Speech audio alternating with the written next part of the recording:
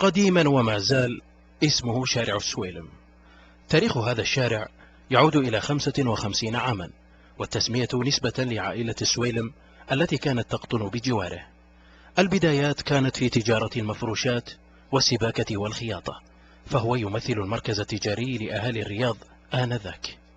استمر الشارع إلى الوقت الحاضر، ولكن اختلف النشاط والباعة، فلم يتبقى من الماضي إلا الاسم.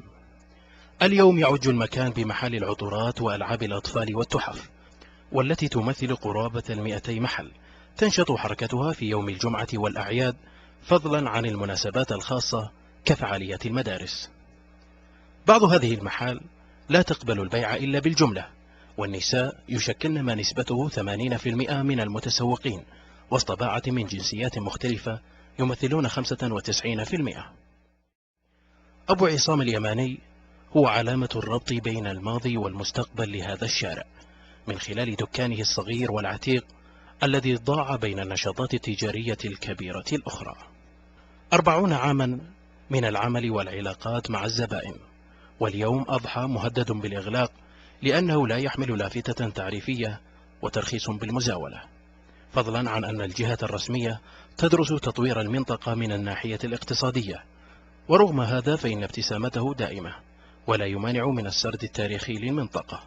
التاريخ هذا الشارع كان فاضي، ما كان في إلا عبد اللطيف، يعني بقالات، فاضي كان الشارع هذا كله، ما في أحد إلا سباكين كذا واحد. الإجازات أول قلنا كان بالشهر يعني 30 ريال 40 ريال، اليوم الإيجار رفع يعني من 150,000 200,000. نشاطه التجاري مرهون بالتوفيق كما يقول، حيث تمر الأسابيع دون عمل، وعندما يأتي الخير فإنه يعمل يومين في الأسبوع الواحد.